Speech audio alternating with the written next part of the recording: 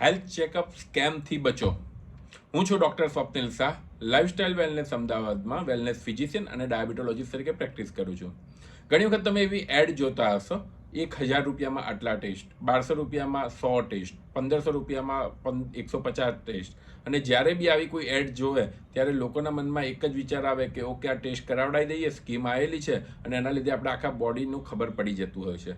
પણ મોટા ભાગમાં આ ટેસ્ટની અંદર, આ જે એડ્સની અંદર હોય છે, એક ગેરમાર્ગે ઇનડિરેક્ટલી દોરાતું હોય છે. તમને હું ઉદાહરણ આપું. એક સીબીસી કમ્પ્લીટ બ્લડ કાઉન્ટ કરીને ટેસ્ટ હોય છે. ખરેખર તો એ એક જ ટેસ્ટ છે, પણ જેને બી જે રીતે રિપ્રેઝેન્ટ કરવો હોય એ ટેસ્ટ એને કરી શકે છે. એ સીબીસીના જો 150 to 200 રૂપીસ થતા હોય તો એને કોઈ ડૉક્ટર એમ બી કહી શકે છે કે 200 રૂપીસમાં એક ટેસ્ટ, અને ઘણી લેબોરેટરી એમ બી કહી શકે છે કે 200 રૂપીસની 80 ટેસ્ટ. એટલે લોકોને એમ લાગે કે પહેલાં એક ટેસ્ટ કરે છે અને એની અંદર 80 ટેસ્ટ થાય છે. હવે સીબીસીની અંદર જ 80 જાતના અલગ અલગ પેરામીટર્સ હોય છે. એને તમે કઈ રીતે રિપ્રેઝેન્ટ કરો છો એ એમાં ઇમ્પોર્ટન્ટ થતું હોય છે. એવી જ રીતે ઘણા બધા ટેસ્ટ છે. હવે જ્યારે ખરેખર બોડી હેલ્થ ચેકઅપ કરાવવું હોય તો આપણે ઉપરથી જોવાની જરૂર હોય છે કે કંઈ મોટું ડેમેજ તો નથી, ક્યાંય કોઈ ઇનડાયરેક્ટલી ક્યાંય કોઈ શરીરનું ઓર્ગન ઇન્વોલ્વ તો નથી. તો એના માટે બેઝિક ટેસ્ટ હોય છે. એના માટે તમારે ડિટેલમાં જવાની જરૂર નથી હોતી. બેઝિકની અંદર કંઈ ખરાબ આવે તો ડિટેલમાં જવાનું હોય. પણ અનફોર્ચ્યુનેટલી ટેસ્ટની ક્વોન્ટિટી વધારવા માટે અને એક નંબર ગેમ જોડે રમવા માટે લોકો ટેસ્ટની ક્વોન્ટિટીની સાથે સાથે એવી રીતે એડવર્ટાઇઝમેન્ટ કરતા હોય છે કે જાણે એમ લાગે કે આખું બોડી તમારું ચેક કરીને મૂકી દેશે. ફરીથી એક એક્ઝામ્પલ આપું. લીવર કરીને આપણા શરીરની અંદર ઓર્ગન હોય છે. તો મોટે ભાગે બેઝિક ટેસ્ટની અંદર એકલું એસજીપીટી ઇનફ છે. પણ તમારે જો ટેસ્ટની ક્વોન્ટિટી વધારવી હોય તો એસજીપીટી, એસજીઓટી, આલ્બ્યુમિન, સીરમ પ્રોટીન, ન જાણે કેટલા આલ્કલાઇન, ફોસ્ફેટેજ, એટલા બધા ટેસ્ટ કરી દેતા હોય ને ક્વોન્ટિટી વધારી દેતી, એટલે તમને એમ લાગે ઓહો આટલા બધા ટેસ્ટ થયા. હવે મોટે ભાગે એસજીપીટી નોર્મલ આવે તો અંદર જવાની જરૂર જ નથી હોતી. એવી જ રીતે કિડની, એવી જ રીતે હાર્ટ, દરેક વસ્તુની અંદર અમુક ફિક્સ ક્રાઇટેરિયા હોય છે. એ જો ક્રાઇટેરિયામાંથી કંઈ ઉપર નીચે થાય તો ડિટેલમાં જવાની જરૂર હોય.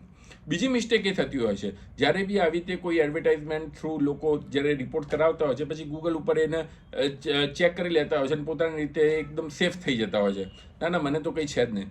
પણ ખરેખર જે જરૂરી ટેસ્ટની અંદર એકલા બ્લડ રિપોર્ટ્સ નથી હોતા.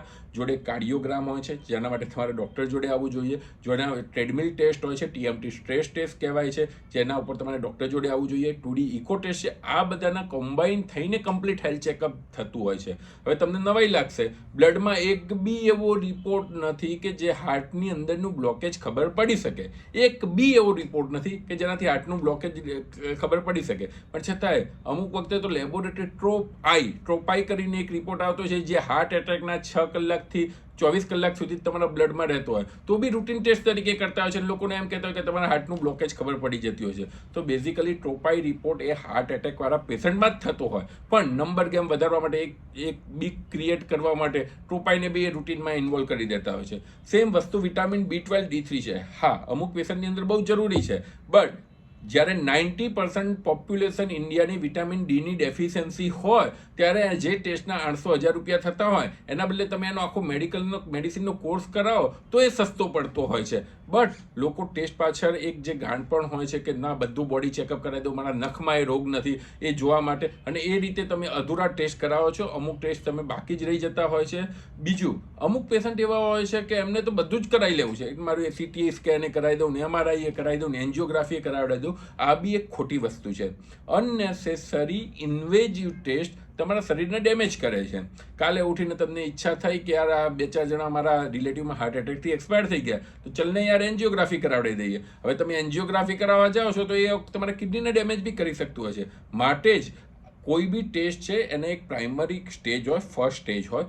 ફર્સ્ટ સ્ટેજની અંદર ધારો કે ટ્રેડમિલની અંદર એવું લાગે, ઇકોની અંદર એવું લાગે, ઇસીજીની અંદર એવું લાગે તો એન્જિયોગ્રાફીમાં જવું પડે. એટલા માટે ડાયરેક્ટલી પોતાના મગજ ઉપર જોઈને, ગૂગલમાં જોઈને, અથવા તો કોઈ ફ્રેન્ડે કરાવ્યું એ જોઈને આપણે કરાવવાની જરૂર નથી. ડૉક્ટરની એડવાઇસ લઈને ખરેખર કયા ટેસ્ટ જરૂરી છે, બેઝિક જે ટેસ્ટ છે એ જ કરાવવા જોઈએ અને પછી ડિટેલની અંદર જવું જોઈએ. ના કે પોતાને મનની શાંતિ માટે ખાલી અનનેસેસરી ટેસ્ટ કરાવીને અને પાછું ગૂગલમાં જોઈને પાછું પોતાની જાતનો સંતોષ આપવો કે મને કોઈ છે નહીં. બેઝિકલી આ વસ્તુ બહુ ઇમ્પોર્ટન્ટ હોય છે. કયા ટેસ્ટ કરાવવા, કયા આરે કરાવવા, દરેક ઇન્ડિવિજ્યુઅલ અલગ અલગ છે, દરેકની ફેમિલી હિસ્ટ્રી અલગ અલગ છે અને એ પ્રમાણે દરેક માટેના ટેસ્ટ અલગ છે. એ જનરલાઇઝ એપ્રોચ હોઈ જ ન શકે, એ પર્સનલાઇઝ એપ્રોચ છે કે કયા પેશન્ટ માટે કયા ટેસ્ટ જરૂરી છે. માટે ક્યારેય બી હેલ્થ ચેકઅપ કરાવતા પહેલાં તમારા ડૉક્ટરને કન્સલ્ટ કરો. તમારી ફેમિલી હિસ્ટ્રી, તમારી પર્સનલ હિસ્ટ્રી, તમારી કમ્પ્લેન્સ એ ઉપરથી ટેસ્ટ નક્કી થાય, ના કે કોઈ લેબોરેટરીની સ્કીમ ઉપરથી તમારું નક્કી થાય. Thank you so much for listening me. તમને આના વિશે કોઈ બી ક્વેરી હોય તો તમે 7383442222 લાઇફસ્ટાઇલ વેલનેસ ઉપર કોન્ટેક્ટ કરી શકો છો. Thank you.